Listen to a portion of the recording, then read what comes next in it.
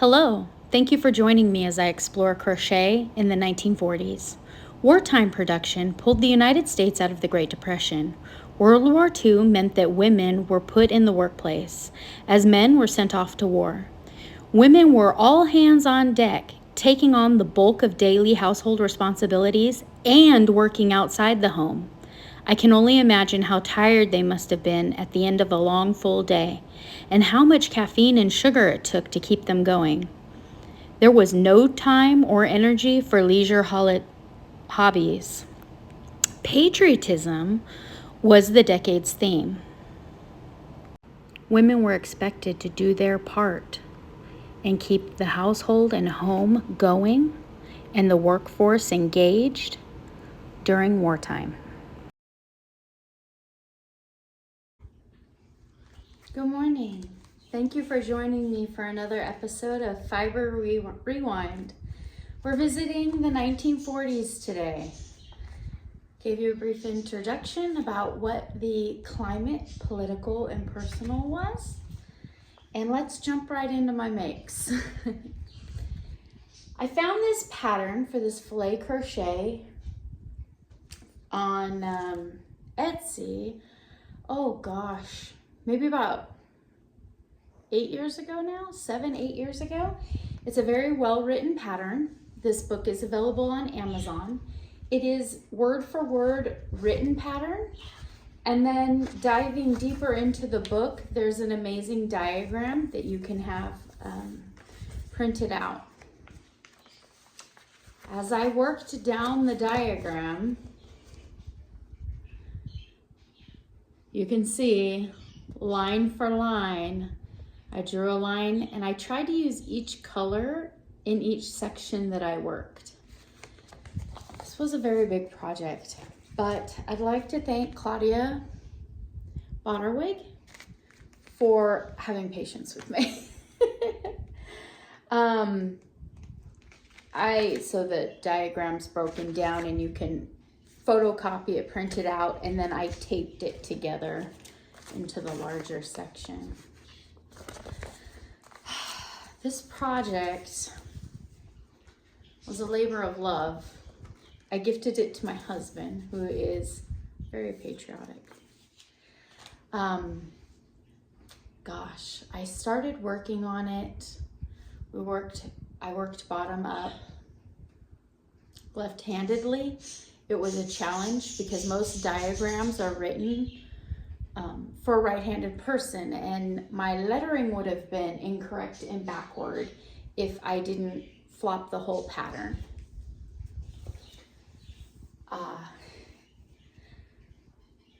It took about 3 Christmases. My intention was to give it to him for Christmas. It took 3 Christmases and a birthday to get it done. About 3 years it took for me to finish it. Just because it's so small, it's so intricate. The hooks that I was using, I used a steel 7. I used a classic 10. It took 3 spools. A funny story, I wanted to frame it, and I got this amazing coupon from Michael's that said that I could have, I think it was like $50 off or $100 off, some huge amount off of a custom framing. And when I took it in, I did just the basic options. There's a glare. We'll deal with it. There's a glare. Because to get the museum quality glass to have it framed was astronomical. No wonder they gave me so much off. It was gonna cost a lot. So I went to the thrift store and I found an amazing frame. It had a dark blue mat all the way around the side. It was huge. It was antiqued with gold flaking around the side. I brought it home. I noticed that, I believe it was Goodwill, had put in the sticker directly on the glass, and I tried and tried and tried. I could not get it off. So I decided I was gonna take the frame and lay it down on the dining room table. And I took layer upon layer off of it. When I got to the glass, when I lifted it up, the glass was so awkwardly heavy that just by lifting it, it put the weight towards the middle of that glass and it shattered all over the dining room floor. So then I looked into replacement glass and realized that that was a huge expense. I doubt it would have been that big of a deal if I could have gotten my project custom frame. Went back to the thrift store hunting, found the perfect frame, got it on the wall. There it is in all its glory. The Great Seal of the United States. I've started another project recently in honor of the United States and all the patriotism that comes around the United States. This pattern is use it up, wear it out, make do, or do without. This is an amazing pattern designed by Kathleen Fields. It is another filet crochet that will go on the wall. This one was started a few short months ago and then tucked away. I have some vintage thread. I have plenty to do it in. It was also a thrift find. And I am using my Daiso hook on this one. And it is actually smaller. It's a 1.25 millimeter. How far have I gotten? I've been following up I like to use the diagram when I work with the filet crochet. Out of the 75 rows, which doesn't sound like a lot, I think that was in the hundreds. I have worked a little over half. I've worked 38 rows. Working from the bottom up, I have do without, make do, wear it out. This was a style in the 1940s that a lot of households were decorating their homes with. Photography was expensive. Your loved one would send you a picture. Photo booths were very popular. If you went out on a date or had a wonderful evening, you could pop into a photo booth and take a couple of pictures. But as far as family pictures, pictures of the children once a year at school, that wasn't a thing. And to decorate your home and make it feel cozy and to give yourself a positive something to see every morning to get you up and get you going, especially when you're tired or you received bad news or a neighbor's received bad news. This was an excellent something where at the end of a long day, you could pick it up, you could crochet a line or two, feel accomplished, set it down, and go get a good night's rest because tomorrow's coming quick. Definitely a style that was very, very popular for crochet in the 1940s. I have a few other things for us to dive into. I'll be right back. I step up to the mic, gonna make it swing. Feel the rhythm in your bones, let the music sing. Got that poppin' beat, gonna make you move. Dancing on the floor in the swinging groove. Clap your hands now, let the trumpets sound. Swinging to the left and swinging to the right, no room for worries. Just let go and be free. When the swinging pop, come and join. Okay. A pattern that I chose to make for my 1940s would be the jeweled pillbox hat. It has been rewritten and published for free on vintagecrochet.com. It'll be in the description box below. It is a very classic style for this wartime period. Pillbox. It was shaped like a pillbox that people would keep their pain medications in or daily vitamins type thing. It was very common for nurses to help keep their hair out of their face and just keep it nice and tidy, but to still be in complete uniform. I had these vintage buttons that were in a jar that I received from my aunt that were collected by my grandma. I liked them because they had the very classic black and gold. A lot of times the women wore pins representing different accomplishments that they've achieved. I didn't have any of those, but I did have 3 nice little gold. I used a gold thread to go around my edge just to give it a little bit of style. I worked it up with I think it was called Army Green. It was wool-like. That's some very thin stuff. Pattern worked up amazingly. The increases were right where they should be. It was definitely one of those trust the process patterns. I was working in the turning each way. I think I was working in the front loop to make the ridge for 2 or 3 rows, and then it had me go back and work into the back loop of a few rows back previously. Gave it that nice crisp. So it's supposed to fit my head, and then the ridges come up and give me a nice sharp border.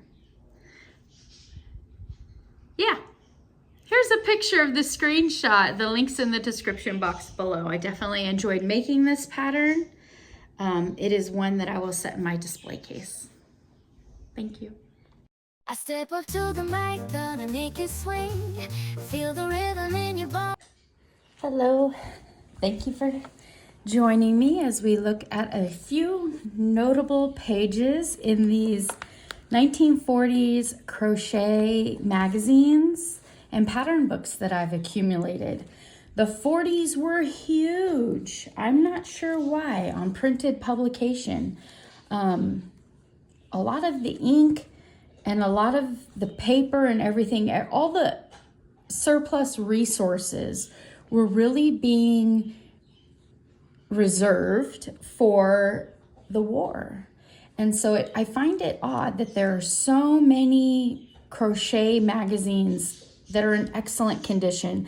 And I think it's because when women did get their hands on them, they held on to them and they took care of them and they really cherished them. This first one is Crochet Your Gifts. Printed in the USA. I noticed that in a lot of these, there's a lot of pineapple designs, and that's because the fruit represented hospitality. During the war in the United States, we didn't grow pineapples, so it was an exotic fruit that meant that you were okay and that you were doing well if you could afford this new fruit. One of the first patterns I'd like to share with you is how to upgrade your hangers. Just a very simple thing that when you're getting dressed in the morning and you're thinking about what you're gonna wear and how you're gonna present yourself, it was a feel-good thing to be able to make something that you'd look at every morning as a reminder of everything's gonna be all right. Look, I crocheted these plain coat hangers into something fabulous. They also made good gifts. If you weren't sure what to give someone, a coat hanger was easy to get your hands on. So this is crochet and tatting. We have an heirloom, so we're thinking of the future. These are the best new designs. Anyone can do it. Let's see, so these are, I've tagged some pages in here. This first pattern is a crocheted cross. So if women had free time or that they were sitting in their leisure, they should be doing something to help the troops. And a lot of these women got together and they made care packages. And it was very common in the care package to represent religion. So these could be used as bookmarkers in maybe a small Bible that you were carrying, or sometimes they made them with thread so they were very light, very small, and they would tuck them inside their helmets. I did see that when I first opened this magazine that whoever had it before me wrote down an interpretation of this very wordy pattern. In the 1940s, we were still struggling with a very basic crochet language in our written patterns. There's still some abbreviations we weren't quite using yet. And I've noticed throughout the different popular yarn brands and crochet hook brands, magazines and pattern books, we're starting to universally start to use the same terminology. So it's very interesting that this woman wrote down her stitch marker interpretation. I did make this pattern. I sent one to Tap Mama and the Bag Brigade quite a while ago. I used turquoise and red for that one. Also, Crocheting with Alana. Alana has a pattern with a tutorial video that transcends all abbreviations, written and diagram patterns. She's a pleasure to follow along with. I will link her tutorial in the description box below if you would like to make yourself a threaded cross. I used Classic 10 with this one and just some thread that I had at the house. Some were also made with tassels at the end, which would be really pretty to hang out of the bottom side of a book. Oh, this one's got a lot. I've marked a lot in here. And the reason I did that is because there's a common theme that I'm seeing in naming patterns. In this book, I see salute to the pineapple, salute giving a nod at wartime and what we were going through, plus the pineapple that's showing hospitality and positivity in asking people to come to your house and visit with you. This one is called Memory Lane, remembering the good times. They also reference the glory that is Irish crochet, displaying an elegant design. Summer Snowflake, a title that reminds you that even during times when you wouldn't normally have a theme, summer and snowflake, they don't really go together. But you know, in a time when everything is unpredictable and happening, why not? The beginning of this magazine starts out kind of working a little backward, huh? For today and tomorrow, time will tell the story of fine lace tablecloth you make today. We can make something with our hands to pass down for generations and to leave a bit of ourselves through history. This was in 1942 when the war was really getting going. So if you could work on something and leave your mark for your family to remember you, kind of a dreary something. We have 4-leaf clover, adding some luck, also nodding to the Irish crochet style. This one was called Early American. Early American motif. These aren't necessarily just patriotic themed designs. We see these doilies going all through history. I just found it very curious that they would name it with a theme that meant something in the 1940s. It would help place, if you found a pattern and you only had the name of the pattern, it'd help you place a time period on its origin. Lady Bountiful. You're inviting someone over to your home and you sat them down at the table and they say, "Oh, what a beautiful tablecloth. Your table setting's amazing." It would be very prideful to tell them that, "Oh, it was such a hard-working pattern. I worked on it night and day in all my spare time." Martha Washington inspired this one, a woman that was very well known for getting her hands dirty and getting involved in current events. Thought that was a fascinating magazine. Here we have some doilies. It's a good thing I put notes on the ones that Heart's Ease. We're going back into the theme of the pattern names here. Oh, I did put pattern names on that one, didn't I? Staff of Life, As You Like It. Here's one, Lazy Susan. Oh, come on, Susan. You'll be all right. I'm sure you're just tired. Hero's Salute. This is one that I have marked that would go very well with my theme in my dining room. That's a whole lot of work. We'll see. Potholders. Potholders were amazing. They were quick to work up. They were marvelous gifts. Again, you could set it down at any time. I have these 2 pot holders that I've picked up thrifting. We have another YouTuber here on the crochet streets, Ellen. Ellen loves to thrift as I do, and she sent me an email with a couple of pot holders that she has that I've actually found the patterns for in a couple of these pattern books. Let me share a picture with you of Ellen's finds.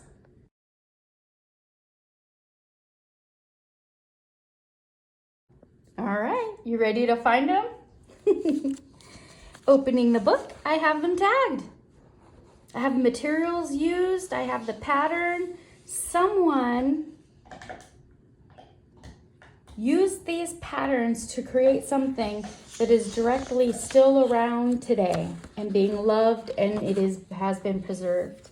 Here's some fun patterns of kitty cats. A lot of times in the 1940s homes, they were built quickly for military families to move into, or maybe people that were working in the shipyards. This is a nice design because it has a hanger where you can keep your pot holders nice and organized. I thought that was fun. You didn't need to take up a cabinet or a drawer space, and they were readily available just to grab them and use them. I really like this one. Take it easy and live longer. It's got a little snail on it.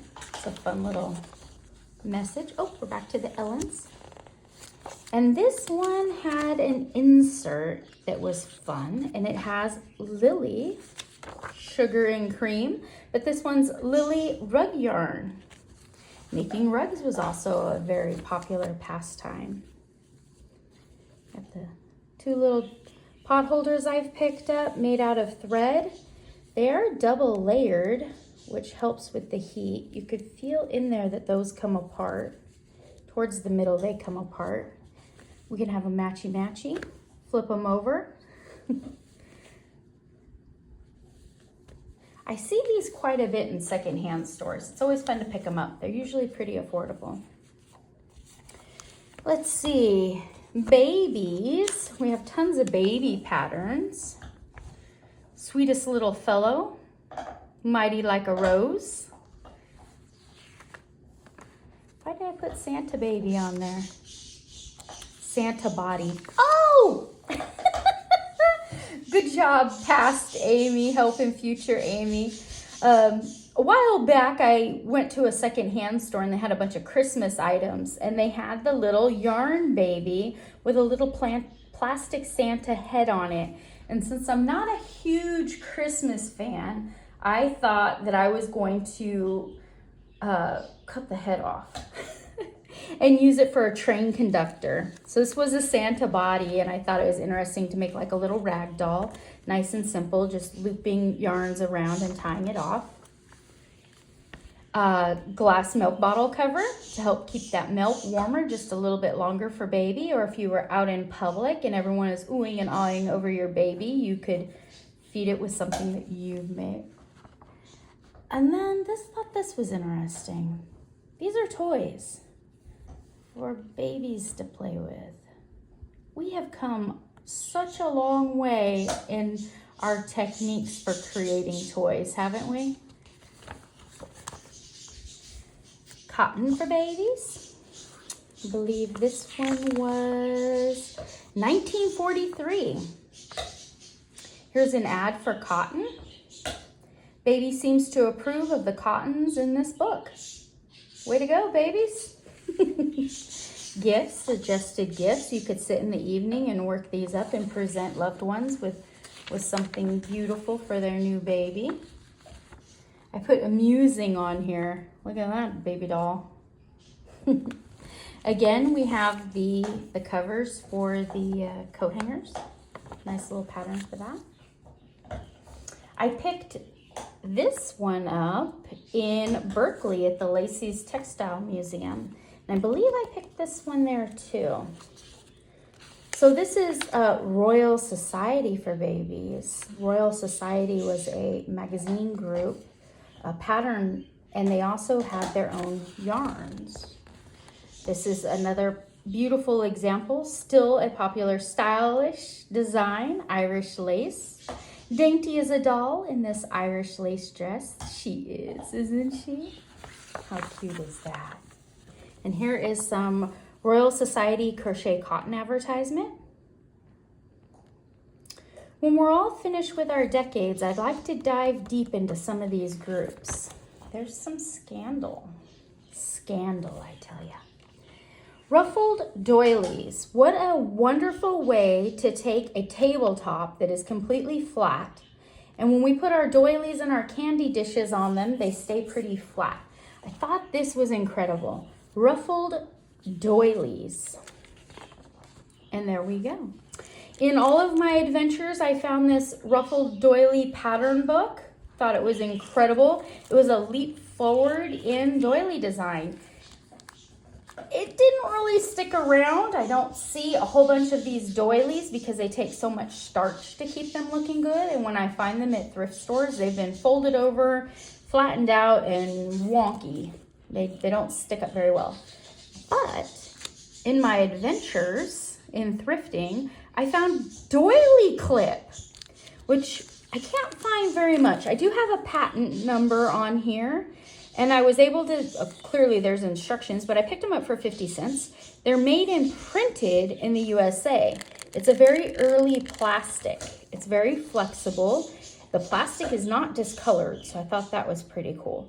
So you make your doily, and then in the loops of your doilies, you put these little clips, which are washable. You don't have to iron, you don't have to starch. Ready in minutes. That sounds really desirable after I've spent so much time creating such a beautiful doily. Now those doilies are going to take up quite a bit more crochet thread. So I'm going to want it to be a pretty spectacular centerpiece when I have my guests over. A doily clip will help keep it up and where it should be and looking good with minimal effort.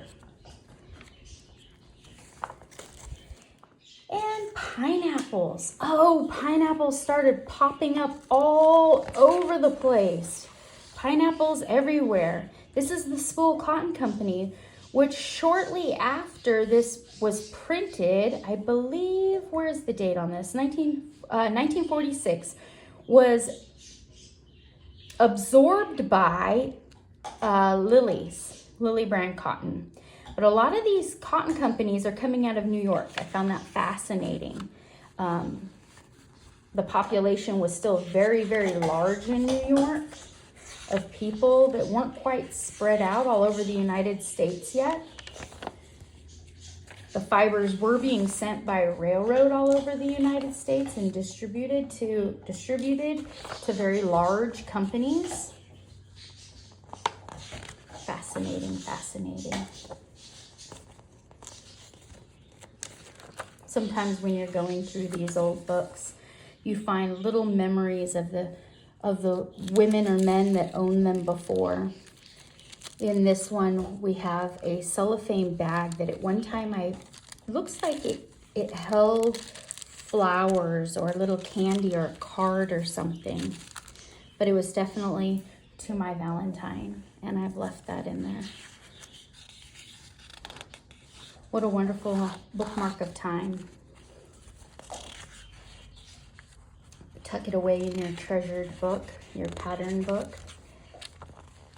And here we have another example of decorating your home. Now this will keep your furniture, which you can't wash your furniture and scrub your furniture and keep it clean. It'll just wear it out. So if we can create something that's washable after a long day's work, your significant other comes home and puts their dirty hands on the arm of the chair, or you're exhausted and you lean your head back, let's keep it off the furniture. Learn to sew, fashion at your fingertips. Advertising a new magazine they've come out with. Maybe you're not a crocheter. More pineapples. This is definitely shooting star, make a wish. Sundial, noting the passage of time. Cornfield, will remind you of home in the Midwest. There's just all kinds of little nods in these in these pattern books. 1940s definitely had my largest array of pattern books. Thank you for looking at them with me, and I will be right back.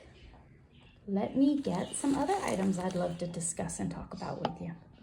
Another fascinating interest of mine is also notions of certain time periods.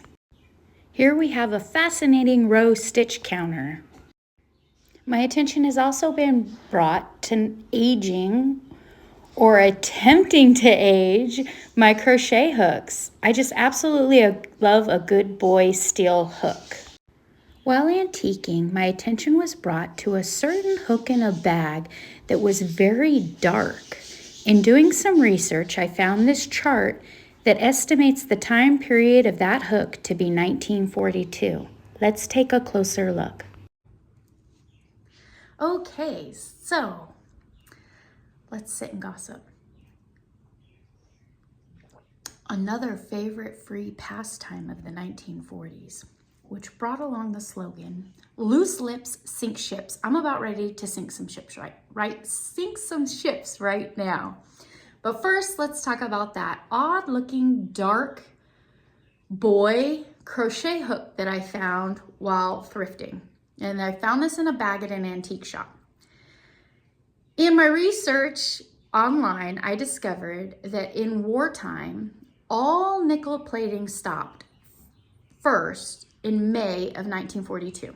So all steel crochet hooks from then to May of 1945 were finished with black oxide. That narrowed down my search from 42 to 45. I have a 1940s crochet hook, but it got a little thicker. So all steel crochet hook manufacturing was halted in August of 1942. In April of 1944, there were 2 sizes of steel crochet hooks that were reinstated. My 3 Boye was one of them. And then the ban on nickel plating ended later in May of the next year. So this crochet hook, I can only narrow it down to 1942 to 1945. So it makes them available only for a few months for the ban, and then 1 year after. So it got I couldn't even figure out exactly what year, but I'm pleased to know that I have a crochet hook from the 1940s. That was fun. Also, I have a 9 steel hook with this really strange hook and globe on it. This was in my grandma's crochet stuff.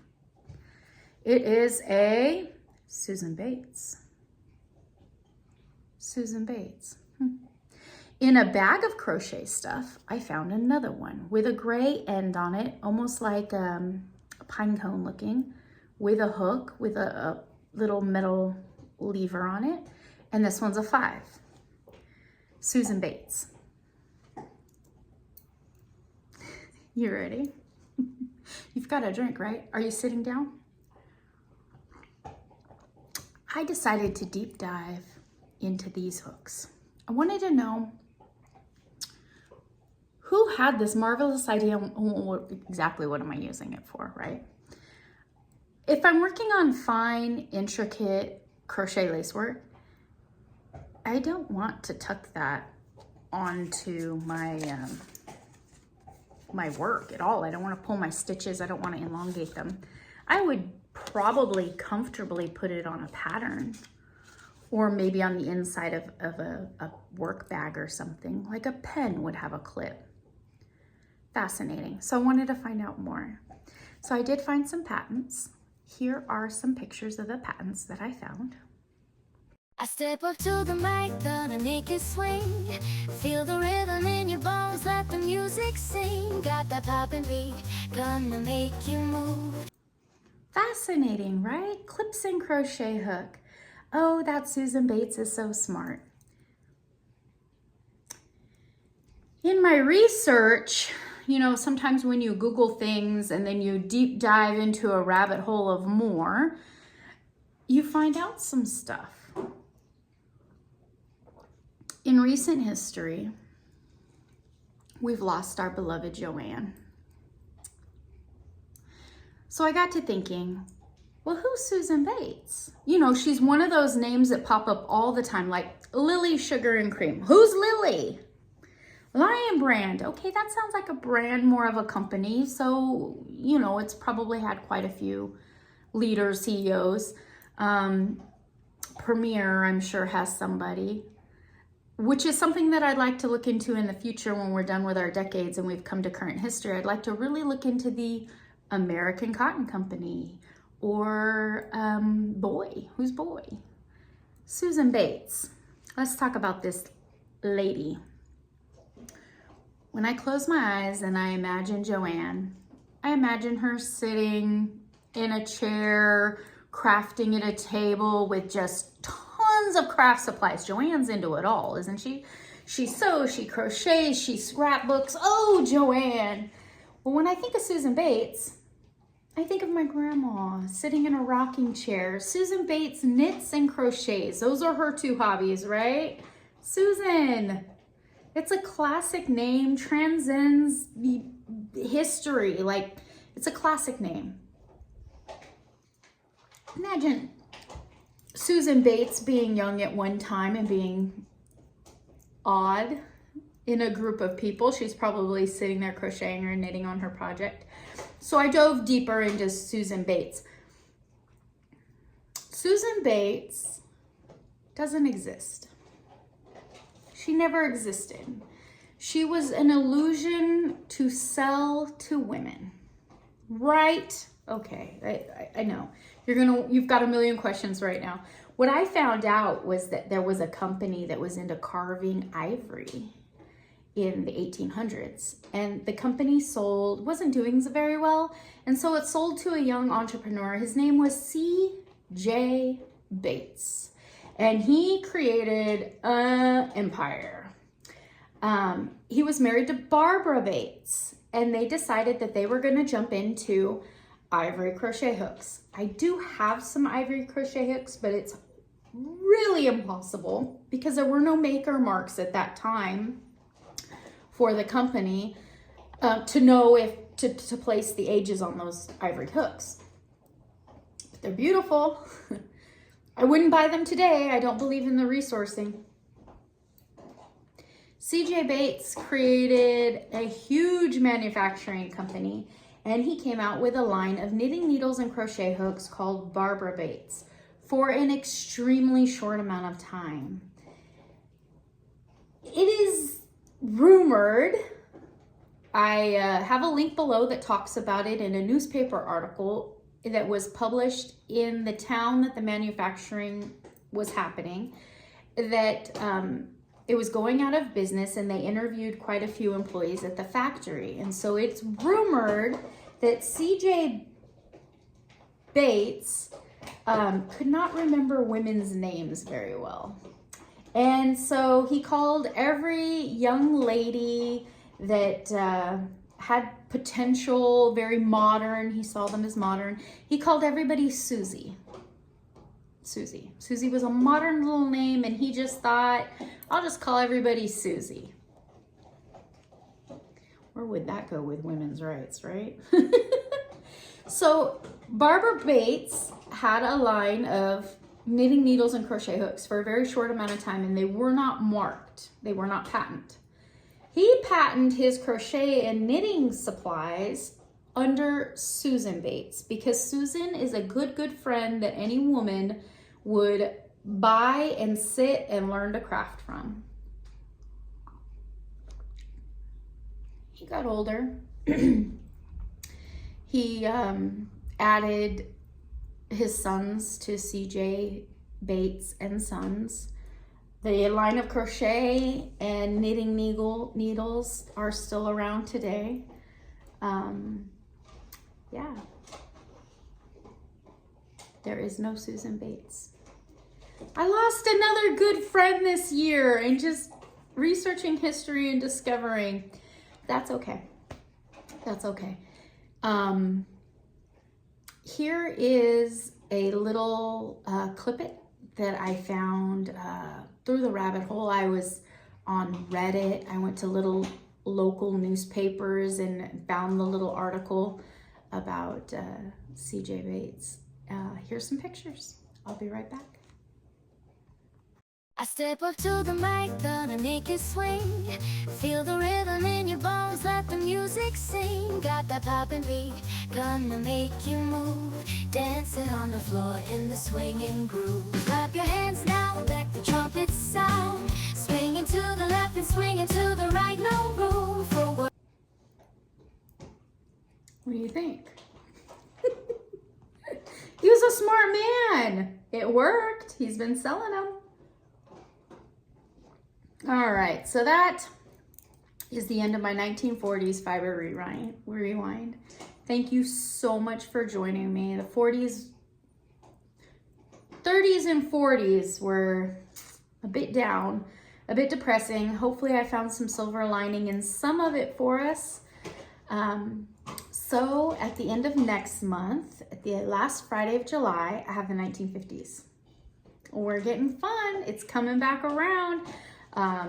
A lot more entertainment, a lot more enjoyable memories coming from the 1950s. I hope you'll join me for Fiber Rewind 1950s, the last Friday of July. Take care. Bye. I step up to the mic, gonna make it swing.